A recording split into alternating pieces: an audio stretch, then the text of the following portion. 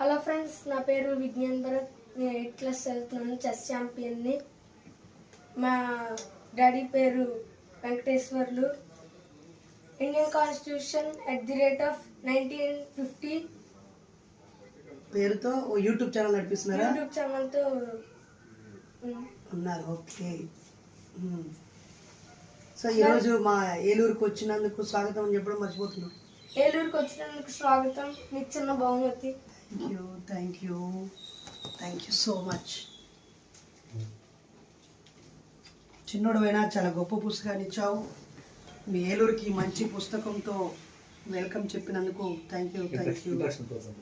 దేవరకొండ లలితా వెంకటేశ్వర్లు, మీ అమ్మ నాన్నకి థ్యాంక్స్ చెప్పు. Please convey my greetings to your parents. Okay. నాకు ఒక చిన్న డౌట్ ఉంది, దాన్ని క్లియర్ఫై చేస్తారని. తెలిస్తే చెప్తాను, తెలియకపోతే తెలుసుకొని చెప్తాను. వీలు కాకపోతే తెలిసిన వాళ్ళతో చెప్పిస్తాను. అంబేద్కర్ గారు, బాబాసాహెబ్ అంబేద్కర్ ఎందుకు బౌద్ధాన్ని తీసుకున్నారు? హేతువాదాన్ని తీసుకోవచ్చు కదా.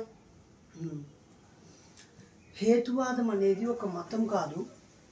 హేతువాదం అనేది ఒక జీవన విధానం కాదు. హేతువాదం అనేది ఆలోచనల్లో ఒక చైతన్యము. హేతు అంటే కారణము, వాదము అంటే చర్చించడము, ఆలోచించడము, మాట్లాడడం. అంటే కారణం ఏమిటి, ఇది ఇలా జరిగిందంటే దీనికి కారణం ఏమిటి, ఎలా జరిగింది అనే ఒక ఆలోచనల పరంపరను హేతువాదం అంటారు. బాబాసాహెబు బాల్యం నుంచే హేతువాదం చేశాడు. ఏ మతానికి చెందిన వ్యక్తి అయినా తప్పనిసరిగా హేతువాదం చేస్తారు. అక్కడ ఒకటి జరిగింది అనగానే అది ఎలా జరిగింది, ఎందుకు జరిగింది, దానికి కారణం ఏంటని ప్రతి ఒక్కరు ఆలోచిస్తారు. అలా ఆలోచించడాన్ని హేతువాదం అంటారు. కాబట్టి బాబాసాహెబ్ హేతువాదే. అలా ఆలోచించాడు.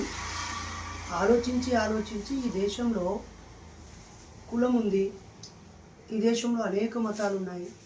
ఆయన చదువుకున్న విద్యా సంస్థలన్నీ క్రైస్తవ విద్యా సంస్థలే. అక్కడ క్రైస్తవ టీచర్లు, క్రైస్తవ స్నేహితులు, క్రైస్తవ ప్రొఫెసర్లు, క్రైస్తవ పుస్తకాలు క్రైస్తవులే.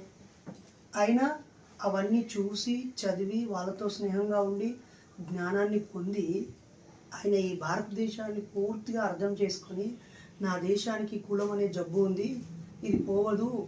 ఏ మతంలోకి మారినా, నేను ఇస్లాంలోకి మారినా నా బతుకు మారదు, నేను క్రైస్తవాన్ని స్వీకరించినా ఈ వ్యవస్థ మారదు, నేను హైందవంలోనే ఉంటే నా బతుకు బాగుండదని చెప్పి ఆయన యోలా మహాసభలో, నేను హైందవ మన మత ధర్మం, మీ ధర్మం మీరు